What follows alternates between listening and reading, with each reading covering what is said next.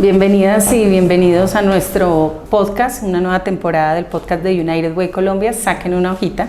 Como ya saben, es un espacio en el que buscamos reflexionar, en el que buscamos generar opinión sobre los retos de la educación y, por qué no, un poco divertirnos y conocer un poco a nuestros invitados. Hoy tenemos un invitado no tan convencional en este capítulo. Tenemos a un docente como nosotros lo llamamos, un docente que se sale de la caja. Daniel Oviedo, bienvenido. Muchas gracias, Viviana, y un saludo muy especial para todas las personas que nos acompañan en esa conversación. Y bueno, lo de saquen una hojita no trae tan buenos recuerdos a veces cuando lo cogían a uno de sorpresa y llegaba el profesor Cuchilla. Pero no creo que te corchen porque Daniel Oviedo, economista, político, director del DANE, ¿cierto? Departamento Administrativo Nacional de Estadística, entonces no creo que te corchemos en esta entrevista, además de profesor, ¿cierto? Conocido como el man del DANE, aunque no estoy en el DANE, todavía la gente dice el man del DANE. Y profesor de la Universidad del Rosario, ¿cierto? Hasta el 29 de febrero de este año. Ah, ¿sí? Ah, bueno, hasta hace poquito. Y es candidato a la alcaldía de Bogotá. A la alcaldía de Bogotá. Ahí te conocimos mucho mejor. Bueno, después del DANE. Sí, fue una oportunidad como para salir a decir, bueno, aquí estoy yo y tenemos un movimiento y tenemos ganas de que la política tenga una energía distinta. Ok. Quisiera empezar conociéndote un poquito, al Daniel Oviedo de niño, ese Daniel que soñaba de niño. De niño, médico. Quería ser médico, sí, quería ser doctor. Yo le hacía cirugías a mi hermana, a las muñecas de mi hermana, ¿sí? Siempre estaba pendiente de un dolor en la casa de alguien, de mi mamá, de mi abuelo, de todo. Jugaba al doctor con mi abuelo, Plutarco, pero todo era solo de juego, porque ya cuando veo sangre me descompongo un poco. Entonces ahí fue cuando ya mi mamá me dijo, no, si definitivamente no aguantas la sangre, es mejor que busques otra cosa que hacer. Sí. Y ahí surgió, gracias a la orientación psicológica del colegio, mi interés por la economía. Eso iba a preguntar, ¿hubo un momento que tú recuerdes puntual en el que hayas decidido, bueno, yo quiero ser economista y entrar al sector político, o fueron también dos momentos distintos? Bueno, pues la economía trata de administrar los recursos escasos, ¿sí? Y yo, de pequeño, y aún todavía, era muy tacaño. Yo cuadraba todo, cualquier monedita a la alcancía. El evento más importante de mi infancia fue abrir una cuenta en Colmena. Después la tuve en la abejita Conavi, sí, uno de niño, entonces que el minero de Colmena, que la abejita Conavi. Y siempre era una persona que quería ahorrar y quería tener mis ahorros en lo que me daban de mesada en el colegio para almorzar. Procuraba no almorzar para ahorrar la plata, para comprarme mis cosas. Entonces he sido una persona que siempre ha tenido claro la restricción de los recursos disponibles y ha tratado de optimizarlos. Entonces pareciese que eso se evidenció en esos tests o pruebas de aptitudes, y el psicólogo me dijo, mire, usted puede ser un buen ingeniero o un buen economista, y escogí la economía. Perfecto. Todos tenemos un profesor que recordamos, ese que nos inspira o nos motivó o hizo clic en algo en nuestra vida. Cuéntanos cuál es ese profesor tuyo que te sacó de la caja o que creías que era ese profe fuera de la caja, y por qué. Bueno, yo era como compinche de los profesores, y todos me caían bien. El que dejaban cuidando a todos cuando se iban. Pero el profesor Fernando Venegas, que me lo encontré hace poco, la campaña, sí fue y me buscó al 20 de julio que estaba recogiendo firmas. de español, me hizo leer bastante y creo que esa lectura es muy importante para las aptitudes que uno desarrolla en materia de expresión oral, escrita, buena ortografía, ¿sí? Que son cosas en las que fui formado, en una formación muy tradicional en el Colegio del Rosario. Nos exigían muy buena ortografía, pero es un valor que hoy aprecio muchísimo. Y su acercamiento y buscarme y decirme, venga, me siento súper orgulloso de usted, me marcó muchísimo. Entonces creo que Fernando Venegas, ya eso fue en 10º y 11. Y pequeño, el profesor Siervo, que fue con quien él era el director, como el coordinador de mi curso cuando hice la primera comunión, ¿sí? Que para mí la primera comunión fue un evento muy significativo porque mi abuelo no quería saber nada de la religión, ¿sí? Mi abuelo era como mi papá, ¿sí? Mi figura paterna. Pero el amor por su nieto lo llevó a aguantarse la misa y todo, y estuvo ahí, y el profesor Siervo sabía eso, y él estuvo ahí acompañándome siempre, muy pendiente de mi mamá y de mi abuelo ese día de la primera comunión. Qué chévere. Los profes tienen, a veces se les olvida de pronto por la dinámica, pero tienen un gran impacto en cada una de las cosas que hacemos. Claro. Y luego ese mismo impacto, mira cómo da la vuelta, y ellos se pueden sentir orgullosos de ese trabajo al ver personas como tú que han logrado lo que han logrado y que ellos tuvieron incidencia. Otro que sufrió conmigo fue Jorge Ruge, el profesor de educación física que administraba las canchas de tenis. ¿Sí? Pues que yo era puñuelo, yo quería jugar tenis y era malísimo. Entonces él me dijo, bueno, ayúdeme a recoger las bolas de tenis y a pintar bien las canchas de tenis, y yo le pongo buena nota. Entonces yo trabajaba haciéndole mantenimiento a las canchas de polvo de ladrillo para sacar buena nota en educación física. Y así me pasó a mí, pero con el de física, porque yo sí con física nada que ver. Yo creo que él después, tanto no, que la yo era estudiado, sapo, pues, yo era así, yo les ayudaba a organizar el laboratorio, ¿sí? Entonces al de física yo le ayudaba a organizar todos los péndulos, las lupas, las lámparas, todo eso. El laboratorio de química yo también ayudaba a limpiarlo, a revisarlo, a repartirlos, y todos los materiales para hacer los experimentos. ¿Y cómo es entonces, ya pasando al rol de profesor, porque eres, me contaste hasta febrero profesor en la Universidad del Rosario, cómo es una clase del profesor Daniel Oviedo? Bueno, yo soy una persona que apenas ahora la gente conoce que auténticamente yo soy una persona sencilla, sin tantos problemas, pero yo doy la apariencia de ser una persona muy rigurosa y muy distante. Pero para mí es importante esa actitud con los estudiantes, sobre todo en la universidad, ¿sí? Porque es que hay una maña a veces del profesor amiguero, y eso para que la gente se confunda y confundir los roles, ¿no? Entonces el profesor que la primera cosa que yo llego el primer día con mi programa es: yo no vengo a hacer amigos y amigas, okay. ¿Sí? Yo vengo es a que hagamos equipo para aprender, ¿sí? Y tengo unas reglas de juego claras que siempre, y a veces me castigan en las evaluaciones, me castigaban, porque yo procuro, si es clase de 7, llegar a las 7:15, ¿sí? Con el propósito de decirles: mire, yo voy a llegar adrede 15 minutos tarde para que al menos ustedes lleguen y se sienten, y en vez de estar conversando qué hicieron anoche, cada uno se siente a revisar sus apuntes, ¿sí? De lo que vimos en la clase anterior, porque eso nos ayuda muchísimo a avanzar y sobre todo a tener una conversación sobre los puntos críticos de lo que yo enseño. Yo enseño microeconomía, yo me especialicé en la enseñanza de la microeconomía y de la econometría.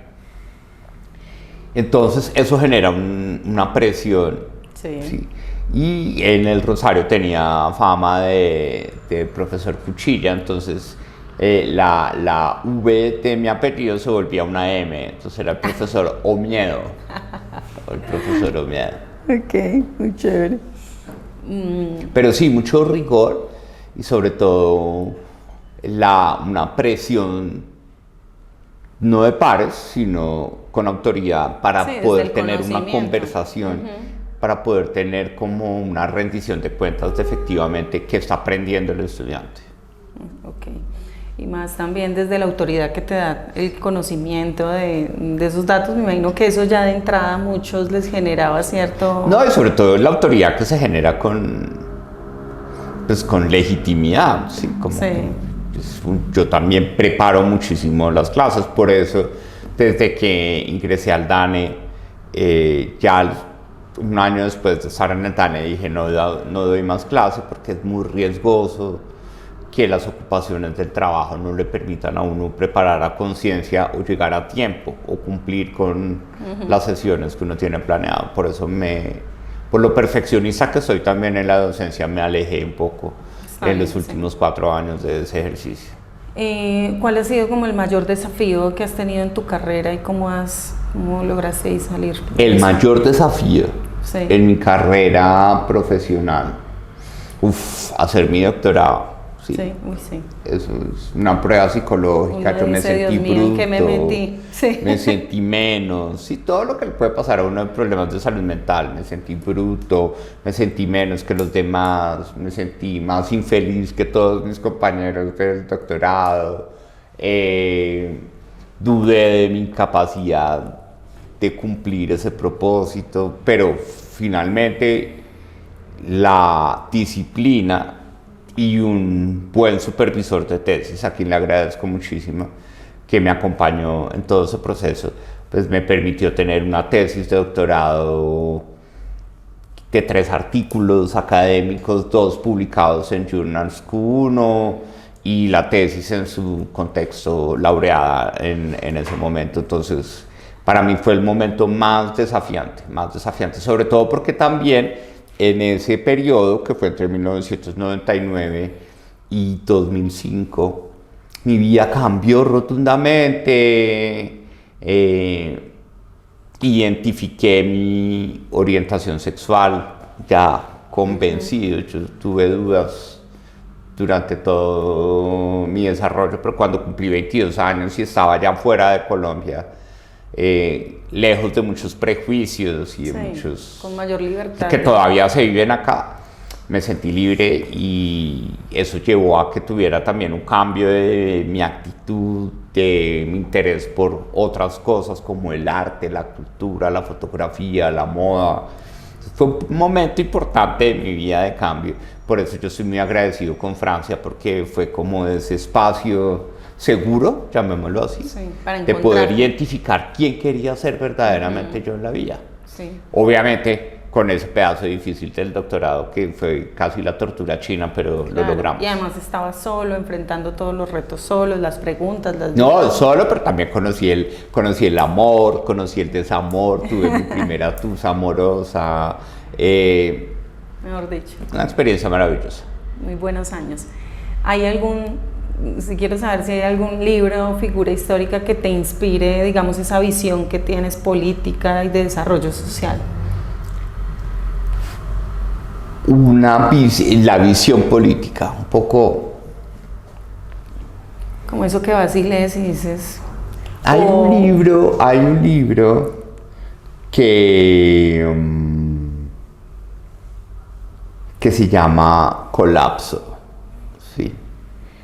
De Jared Diamond, ¿sí?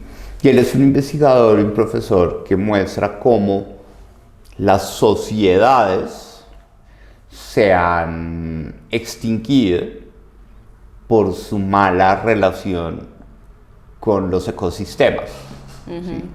Y cómo la cultura o la religión no permite una conversación adecuada con el ecosistema. Entonces se le empieza con el caso de la desaparición de la isla de Pascua. ¿Sí? Entonces, precisamente por el afán del culto, de los tótem y de las esculturas, el que tuviera la escultura más grande era el más querido por el dios de ellos en ese momento, pues llevó a que para mover las piedras de un lado de la isla a otro, pues talaran todos los árboles para poder mover las esculturas. Sí, ¿sí? Como nos autodestruimos por la incapacidad de entender que dejamos una huella en el ambiente en el que estamos. ¿sí? Desde muy temprano era posible tener esa huella. Y entonces ahí yo dije, hay un problema, hay un problema, y ahí es donde la política puede jugar un rol muy importante. ¿sí? Otro tema, un poco más ñoño, el comentario, es cuando uno ve en economía del bienestar. ¿sí? Y llega uno al modelo de acción colectiva, y en donde un economista, Kenneth Arrow, hizo unos aportes muy importantes y se crea lo que uno llama el teorema de la imposibilidad de Arrow. Y ese teorema lo que dice es que una sociedad, para tomar acciones colectivas de forma eminentemente democrática, nunca va a lograrlo. ¿sí? Siempre se necesita un líder. Sí. Técnicamente, en ese momento se llamaba como una autoridad, un dictador. Claro. ¿sí? Técnicamente se llama en el artículo como una especie de dictador, pero se necesita una persona que decida por los demás. Entonces ahí es donde uno entiende también que la economía y la política tienen muchas cosas que hablar, y curiosamente, por cosas de la vida, porque yo nunca lo tenía como propósito profesional, terminé metido en la política. Ok. El gobierno nacional indica ahorita una destinación presupuestal de 743.000 millones de pesos en educación. Si ahorita Daniel tuviera la oportunidad de tomar decisiones frente a ese recurso, ¿qué priorizarías o hacia dónde lo dirigirías? Bueno, yo creo que hay varias cosas. Tendría una diferencia muy fuerte frente a la visión sesgada hacia lo estatal de la política educativa del gobierno del presidente Gustavo Petro, y tendría una diferencia muy fuerte también en los temas de querer generar infraestructura en todos los rincones del país. ¿sí? La gran Universidad del Catatumbo o la gran Universidad de Barbacoa, ¿sí? Son imaginarios que suenan muy bonitos. ¿sí? Uf, qué nota uno llegar al Catatumbo, la zona de conflicto más complicada del país, y ver un edificio y ver un laboratorio. ¿sí? Pero las universidades no son infraestructura. Cada vez más el desarrollo tecnológico y en nuestra sociedad nos muestra que las universidades son espacios que pueden ser virtuales, que pueden ser deslocalizados. Y que la educación superior está cambiando, una escuela extendida, de microcurrículos, de otro tipo, digamos. Entonces yo creo que esa infraestructura para lo que nosotros llamamos educación postmedia, la concentraría es en cómo traigo a esos jóvenes bien traídos, ¿sí? Como sucede en las sociedades europeas, con una beca, con una ayuda de manutención, con un subsidio para que puedan tener un apartaestudio o una habitación en una residencia estudiantil, ¿sí? Y cómo los educo en los principales nodos de formación donde están los profesores, ¿sí? Porque el gran problema es que yo puedo hacer un edificio maravilloso en el Catatumbo, pero ¿cuándo llegan los profesores allá? ¿Cuáles van a ser los incentivos? Y al mismo tiempo sería muy audaz en el reconocimiento de una realidad demográfica, y es que desde 2018 el segmento de población escolarizable entre 17 y 26 años para la educación postmedia en términos relativos está cayendo, ¿sí? Entonces necesitamos que Colombia, a pesar de que tenemos tantos problemas de cobertura educativa, de rezago escolar, necesitamos entender que el aprendizaje a lo largo de la vida es el futuro de la educación, y necesitamos que ese aprendizaje a lo largo de la vida tenga una impronta muy importante en la educación inicial. Entonces sería supremamente audaz, como afortunadamente lo está haciendo Bogotá en el fortalecimiento de la educación inicial. Tristemente, la reforma estatutaria de la educación buscaba eso, pero nuevamente la politiquería y la ideologización de la educación pues está llevando a que seguramente se hunda en los próximos días esa reforma estatutaria de la educación, pero la educación inicial es algo que me parece supremamente importante. Y además, para concluir, traería muy basado de la evidencia que Colombia tiene que empezar a ver cómo mueve las fichas para pensar más en calidad y no tanto en cobertura por el envejecimiento demográfico que estamos viviendo en el país. Ahí me respondiste, claro, con ello me respondiste una siguiente pregunta y tú lo dijiste, cada vez más hay menos jóvenes llegando a la educación superior y bueno, creo que parte de ese recurso lo dirigirías a eso y a complementar toda la trayectoria educativa. De 300, aquí tengo un dato de 312.000 docentes al servicio del Estado, según FECODE, solo 761 se encuentran en municipios PEDET, o sea, no logran llegar por temas de movilidad y seguridad a espacios como esos. Entonces, ¿qué debería suceder para que docentes o los nuevos docentes, los que vienen y demás, las nuevas generaciones, logren llegar a estos, digamos, a estos escenarios rurales en donde, pues, obviamente, a veces ni siquiera hay acceso? Totalmente alineado con lo anterior. Yo creo que esa sería una de mis prioridades de la asignación presupuestal en materia de educación, y es cómo logramos incentivar para la educación inicial y para la educación básica y media, logramos un fortalecimiento docente ahí sí debidamente deslocalizado, ¿sí? Para que podamos atender el proceso de formación de 0 a 5 años y de 5 a 16 años, llamémoslo así, con pertinencia desde el ámbito local, sobre todo de esos 170 municipios que conforman 16 regiones PEDET en el país. Y estaría presto a que las habilidades socioemocionales de esos niños y esas niñas y esos jóvenes les permitieran ser resilientes para deslocalizarse para su formación en materia de educación media. Es decir, el hecho de que necesitemos, por ejemplo, rejuvenecer la mano de obra rural en el país para las actividades agropecuarias, porque hoy más del 60% de la gente que trabaja al campo tiene más de 60 años. Entonces necesitamos que haya jóvenes en el campo. Si Colombia quiere ser competitiva en materia agropecuaria, pero yo no puedo tienen que salir, llevar todo al campo.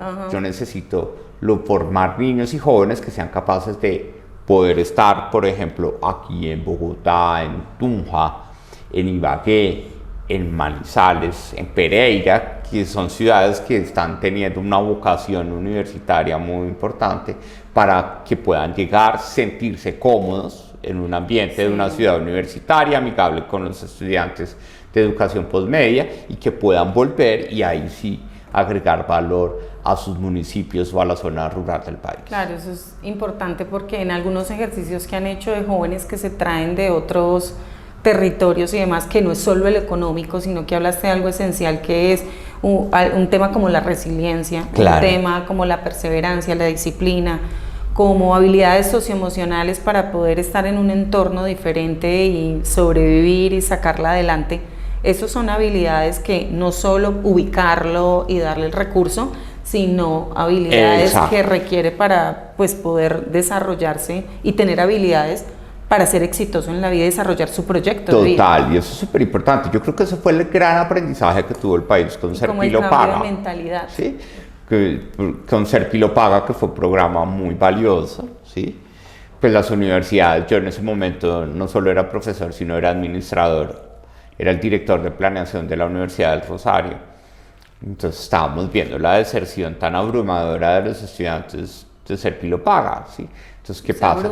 Pues no tenían con qué comer, ¿sí? No tenían cómo llegar a la universidad, llegaban sin haber sacado las fotocopias o comprado el material porque no tenían esas ayudas. Entonces necesitamos que esa educación postmedia se entienda que no se trata de ser asistencialista, sino de que estamos formando un talento. Entonces esa persona no puede tener hambre, debe tener la asignación básica para moverse en la ciudad, ¿sí? Y debe, pues, cuidar su salud mental, sí, que es como algo que fue lo que me pasó a mí cuando me fui al doctorado. Yo me fui con otros jóvenes que vienen de otras situaciones económicas, con otros discursos, con otras posibilidades, en donde yo vengo del colegio X, para no sentirse menos, para tener esa fuerza y esa seguridad y esa confianza en sí mismos para seguir adelante. Exactamente.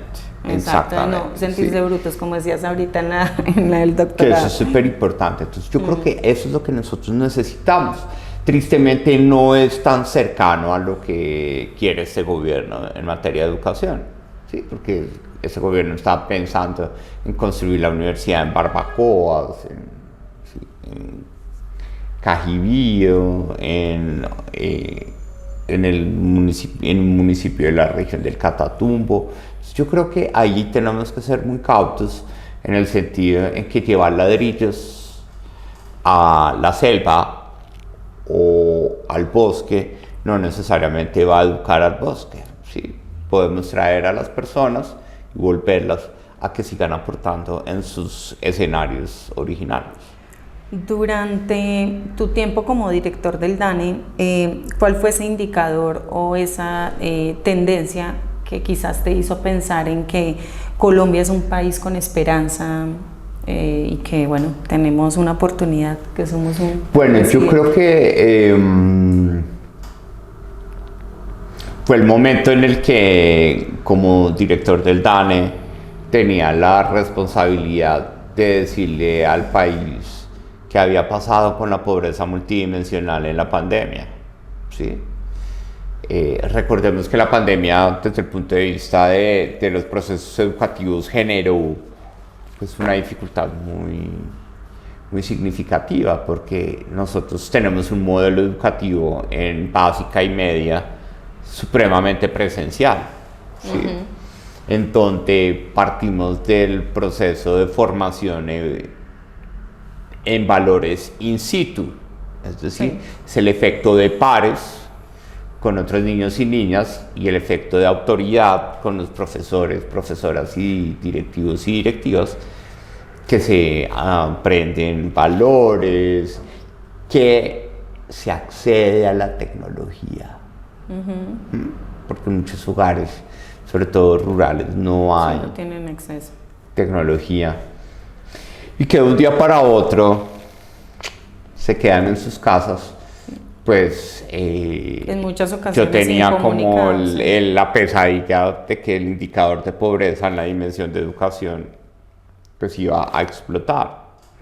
Pero cuando empezamos a utilizar, fue esperanzador para mí porque fue muy creativo, de pensar en cómo medir el acceso a la educación, ¿sí? Que normalmente se medía con una pregunta: es, ¿Juan Daniel asiste a una sede educativa, sí o no? Sí. Pero entonces, ¿cómo podemos decir, si el DANE pasaba a un hogar confinado, Juan Daniel asiste a una sede educativa? No. Pues Juan Daniel está encerrado, sí, que es esa pregunta. Pero Juan Daniel puede estar teniendo acceso a un material didáctico por internet, clases en Zoom, que fue lo que vimos, ¿sí? Entonces, se amplió la mirada de... ver en ese momento la recursividad de un día para otro, las universidades, campus virtuales, clases en Zoom, los colegios, ver historias de vida de cómo profesores iban en mula o en lancha a llevar unas cartillas que de pronto no ayudaron tanto como quisiéramos, pero que al menos logramos hacer presencia para dar algunas herramientas de continuidad.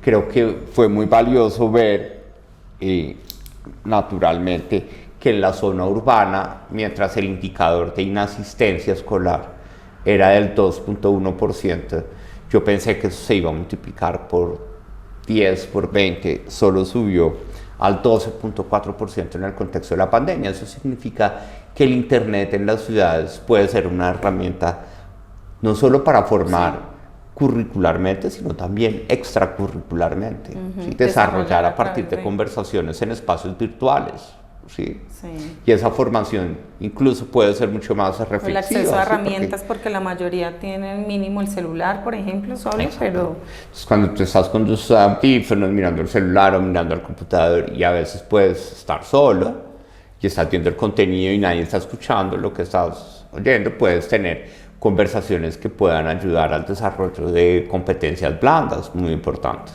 Entonces, eso fue esperanzador. El lado oscuro de ese tema es la brecha urbano-rural del acceso a la tecnología. ¿sí? Ah, sí. Entonces, si la inasistencia escolar solo aplicaba para el 2% de los niños en 2019, pasó al 12.4% en confinamiento de pandemia en la zona urbana, pero pasó al 30.1% en la zona rural.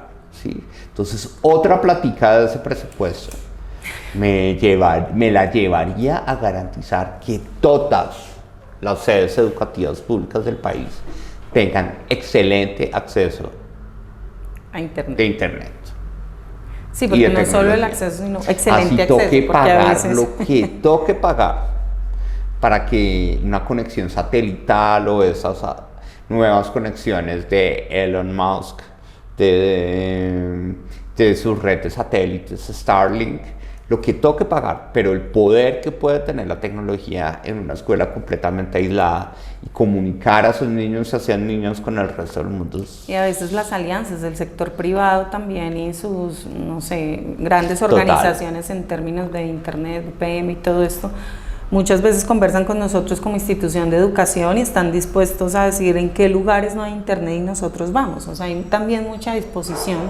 A veces nos tenemos que unir. Pero tristemente los escándalos poder, de corrupción abundan en ese tipo de proyectos. ¿sí? Y lo sé con conocimiento de causa porque fui asesor del Ministerio de Comunicaciones desde, fue en el periodo 2006-2010.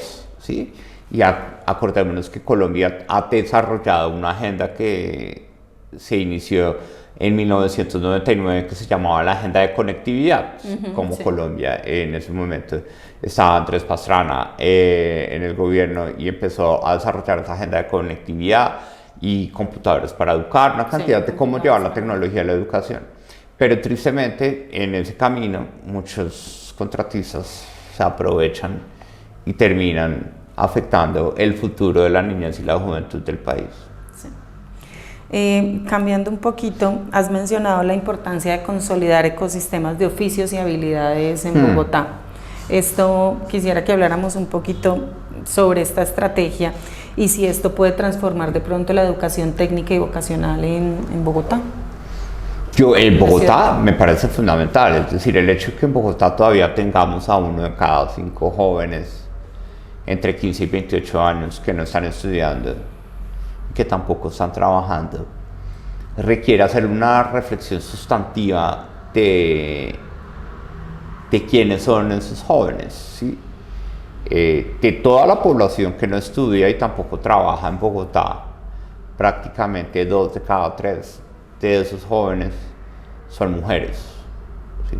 Y son mujeres que tuvieron una desescolarización temprana, mujeres que cuando cumplieron 15 años, en vez de ponerles un vestido rosado y hacerles una fiesta de 15 años, les dijeron: mija, mejor no siga estudiando porque tiene que ayudar a su mamá a cuidar a sus hermanos, o tiene que ayudar a su tía a cocinar. De todavía sucede en Bogotá, sucede más frecuentemente en el país que en Bogotá, pero cuando tú ves eso, pues tú no puedes decir es que voy a construir 40 universidades más para llevarme a todos estos jóvenes que no estudian y tampoco trabajan para formarlos.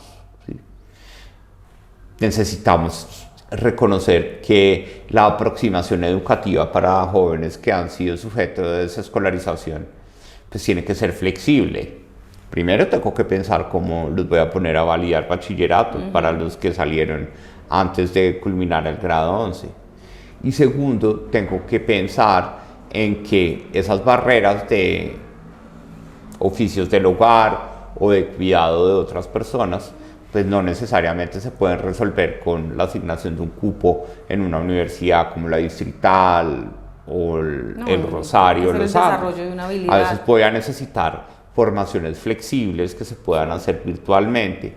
Y yo, desde que estuve trabajando en la administración de la Universidad del Rosario, pues sueño con esos esquemas de cualificaciones que no hemos logrado sacar adelante. El marco nacional de cualificaciones no ha podido ser una realidad en el país. Y conocedor de estas condiciones de flexibilidad de la educación postmedia, el modelo francés, el modelo alemán y el modelo de Estados Unidos, creo que es el camino. Porque te pongo un ejemplo, no necesariamente en Bogotá, o pongámoslo en Bogotá, ya que me hiciste la pregunta. Las actividades más frecuentes para la informalidad de Bogotá son manejar un carro en Uber o un taxi o una moto en pick-up, ¿sí? O ser mototaxista o bicitaxista en Bosa, por ejemplo. Y la segunda actividad más frecuente es tener un carro de perros o de empanadas en la calle, ¿sí?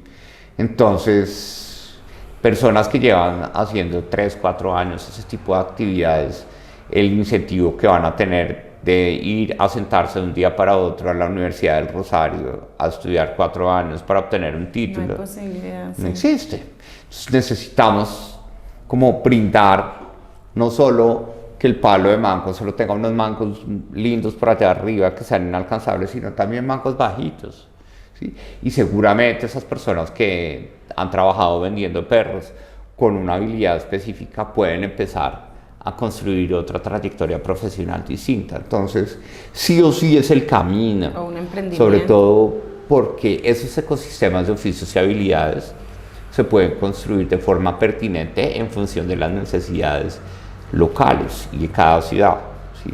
La informalidad de Sincelejo es mototaxismo, pero la de Pereira es venta de arepas con chorizo, ¿sí? La de Cúcuta es venta de pasteles en la calle. La de Cali son salas de belleza y peluquerías, ¿sí? Entonces, entender la naturaleza de la informalidad nos ayuda también a ver que los mercados laborales son muy distintos. El contexto Entonces, que está la pidiendo. Formación que tienes que ofrecerle a la juventud de Sincelejo seguramente es distinta a la que tienes que ofrecerle a esa juventud que quieres reescolarizar a través de los ecosistemas de oficios y habilidades en Cali o en Pereira. Ok. Hablemos de tecnología. En United Way, como te contaba, trabajamos, creemos en la innovación como herramienta para transformar la educación. Entre esas, la tecnología como mediadora, no como única. Digamos que la innovación no es solo tecnología, pero sí creemos en que hay soluciones tecnológicas que están llegando y que pueden resolver problemas a gran escala, pero además en que ya está aquí. Somos ciudadanos digitales, los niños son ciudadanos digitales. Está todo este tema de la inteligencia artificial que se va a quedar y se va a desarrollar como el internet, digamos, o como en su momento llegaron las calculadoras y les dio tanto miedo a los profesores de matemáticas, pero ahora pues hace parte de la cotidianidad. ¿Cómo crees que en Colombia podemos seguir integrando todo esto de la tecnología de manera activa en la educación? Lo primero es lo que te decía, es decir, el hecho de que todavía tengamos casi al 70% de las sedes educativas públicas rurales sin tecnología.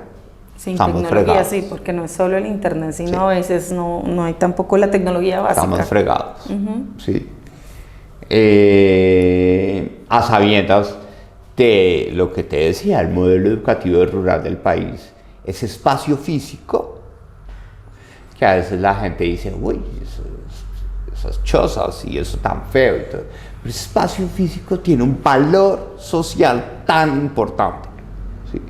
Porque es el momento en el que niños y niñas aislados en sus hogares entran en contacto a la tecnología, a la formación en valores, al efecto de presión de pares, a conocer el modelo de autoridad distinto a las relaciones de poder que se generan en el entorno familiar. Es supremamente valioso. Entonces, lograr que en ese proceso de formación inicial, en primera infancia, básica y media, tengamos unos espacios educativos con acceso a tecnología, es supremamente importante. ¿Sí? Porque le permite al estudiante tener un propósito adicional al que de forma arraigada en el estereotipo tecnológico de Colombia tiene la tecnología. ¿Sí? Las encuestas, la encuesta nacional de tecnologías de información y comunicaciones, que fue un requerimiento de la OCDE para que se hiciese en Colombia periódicamente, muestra que 70-80% de la gente considera que el Internet es útil para chatear o para estar en redes sociales. El uso del Internet para acceder a contenidos de aprendizaje, para formarse, para crear discusiones que agreguen valor social, es muy limitado. Entonces, sí necesitamos que esa tecnología en los entornos educativos sea top, un poco para decirle a la gente, venga, sí, estamos en Colombia, y tú ves tu teléfono y sí, es para chatear, es para las redes sociales. No vamos a cambiar a Colombia de un día para otro. Lo que necesitamos es que los niños y las niñas empiecen a ver en el colegio que ese teléfono también les puede ayudar a poder tomar una clase en Zoom, sí, a poderse meter a Coursera. Consultas inteligentes, sí, el cuidado también del espacio cibernético. O incluso para poder acceder de forma inteligente a la actualidad política y forjar una iniciativa política. ¿Sí? Además de la robótica, bueno, digamos que ya hay muchos desarrollos a partir de no solo el uso, digamos, de la búsqueda. Según el último informe del DANE, informa que sigue existiendo una brecha en alfabetización digital. O sea, ya digamos, les ponemos el computador y el internet, pero lo que hablabas, el uso y la apropiación de esa tecnología, pues a veces es nula, y actualmente pues estamos en un mundo digital en donde eso sí o sí se requieren las habilidades de los estudiantes y niños que están y sobre todo como país en desarrollo, cuando surgió la gran revolución tecnológica, nosotros ya somos un país de renta media, ¿sí? Pero cuando surgió el tema de la revolución tecnológica en los 90s, pues Colombia tenía unas restricciones muy grandes. Es decir, yo tomé clases de computador en el colegio solamente desde octavo, y éramos 8 estudiantes al frente de un computador, sí, peleándonos para teclear, ¿sí? Para el mouse, para hacer el cuadrito, con la tortuguita, ¿sí? Sí. Para del logo, ¿sí? Yo aprendí a programar Pascal, ¿sí? C.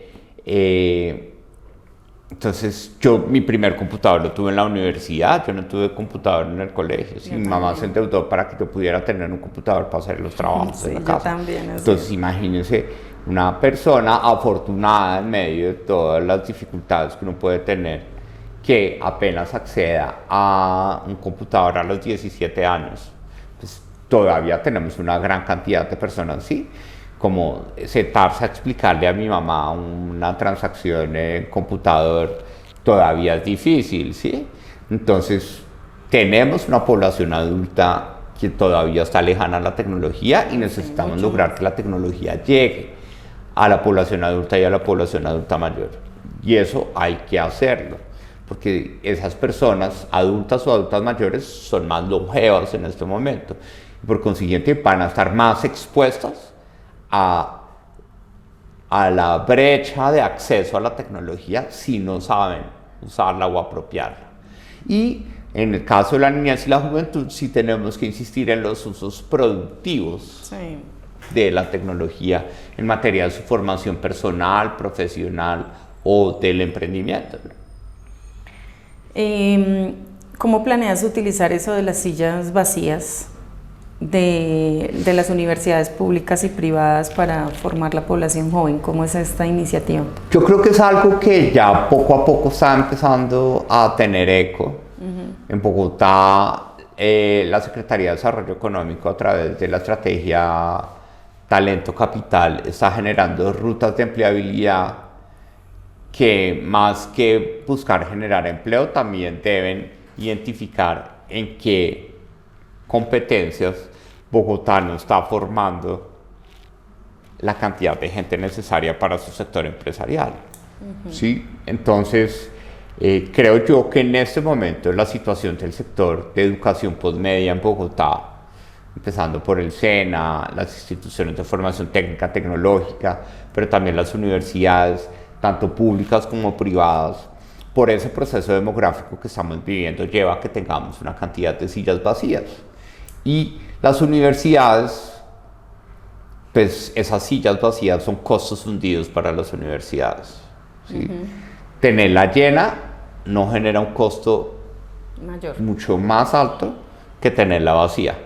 Entonces, ese valor incremental nos puede ayudar a que se encuentre una relación gana-gana entre una alcaldía y esas universidades para que remunerando fracción de esa silla vacía o un porcentaje del costo de esa silla vacía podamos formar a las personas en competencias específicas en el marco del subsistema de formación para el trabajo que se generó en el año 2022. Entonces yo sí creo que esa discusión odiosa que se generó con la reforma estatutaria para la educación, que una parte del progresismo se opone a que haya plata pública que vaya a las instituciones privadas que prestan educación postmedia, cuando están prestando un servicio público que sabemos que es un derecho fundamental y lo están haciendo en algunas ocasiones muy bien.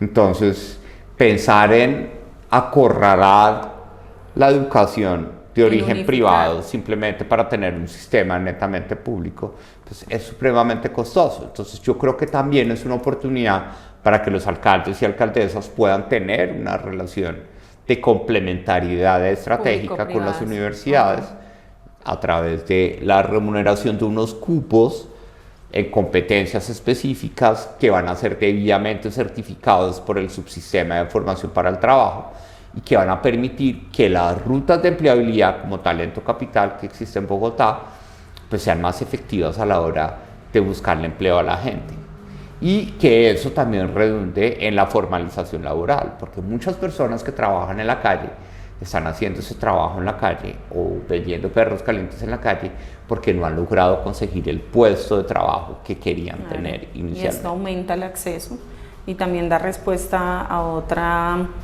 a esta necesidad del cambio de la educación superior, que no necesariamente son los 5 años en la universidad. Y nos prepara también para el aprendizaje a lo largo de la vida, el lifelong learning, porque el sistema universitario de Bogotá y de todo el país tiene que prepararse para que nosotros, un poco más viejos, catanos, digamos, vamos a volver al Rosario. Yo diga, quiero volver a tomar un curso al Rosario, o voy a ir a la Nacional a tomar un curso para actualizar una competencia profesional o personal. Así es, súper. Por último, entonces, yo te contaba que desde United queremos incidir en la transformación de la educación pública con calidad, digamos, y con procesos de innovación basados en datos, para nosotros también evaluar las transformaciones, conocer los datos de esa institución, su contexto, para contribuir a que se resuelvan retos propios de allí. Tenemos las escuelas laboratorio, así las llamamos, escuelas de experimentación. Para Daniel, ¿cuál sería esa escuela soñada? Una escuela soñada. Bueno, lo primero es una escuela en la que quede claro que la regla de juego es construir o crecer a partir del reconocimiento de la diferencia. Okay. ¿Sí?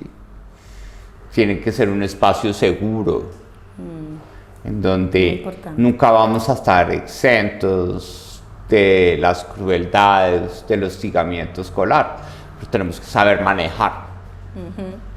¿Sí? Porque es tal vez el primer escenario democrático de convivencia que tenemos. Sí. Tiene que ser una escuela que se preocupe por saber qué estereotipos hay que reeducar o perfectamente borrar, como el estereotipo machista, el estereotipo violento, ¿sí? El estereotipo que discrimina a la gente pobre, a la gente que está fuera de un canon estético, que discrimina a la gente que tiene autorreconocimiento étnico o que discrimina desde muy temprana edad a personas que expresan su orientación sexual o su identidad de género diverso. Entonces yo creo que es un espacio seguro para construir a partir de la diferencia. Tiene que ser una escuela también centrada en el individuo. Creo que ya estamos conscientes de que brochazos comunitarios no funcionan, al contrario, generan tensiones más fuertes. Tiene que estar centrada en el individuo, tiene que estar apalancada en la tecnología, pero sobre todo tiene que preparar a esos niños, a esas niñas y a esos jóvenes al cambio, al fracaso. ¿Sí? Tiene que generar mucha resiliencia, porque nosotros hemos vivido esos cambios y ya estamos, yo tengo 47 años, ¿sí? Pues los niños que están naciendo hoy se van a enfrentar a cosas muy aceleradas. Estamos en un mundo bien acelerado. La inteligencia artificial, todos estos temas. Entonces, también tiene que ser centrada en ese individuo para que el mismo individuo no se sienta víctima de la automatización, sino que entienda cuál es su aporte en ese espacio tecnológico, que es lo que hoy en día, por ejemplo, las discusiones del Foro Económico Mundial hablan del criterio de la apropiación social de la tecnología. La inteligencia artificial va a ser buena en la medida en que nosotros, como seres humanos, con nuestros valores, nuestros principios morales, nuestros códigos éticos, definamos una regulación colectiva de qué se puede y qué no se puede hacer con la inteligencia artificial. Entonces, ese tipo de regulaciones y ese tipo de normas sociales, sí o sí, solo se construyen a partir de nuestra esencia. Y en eso es muy importante que la educación se centre en el desafío de la apropiación social de la tecnología. Maravilloso. Me gusta mucho esa escuela soñada, coincido. Bueno, llegamos al final de esta conversación. No, muchas gracias. Te agradezco muchísimo. Tengo por aquí una manillita que te queremos regalar de United Way como embajador, mira. ¡Ay, qué nota! Por favor, me encanta. Listo. Y esta. Héroes que necesitan vestirse de moda, es una iniciativa de United Way de ropa con sentido y bueno, qué nota. De verdad, muchas gracias. Está súper linda. Todos sus recursos para los proyectos educativos que tenemos. Entonces, muchísimas gracias por esta conversación y gracias al profe Oviedo por salirse de la caja. No le hice ningún examen. No, gracias a ti por esa conversación. Hace quiz. Rato no hablaba de educación así del arte. Chévere. Bueno, gracias a ti. Chao.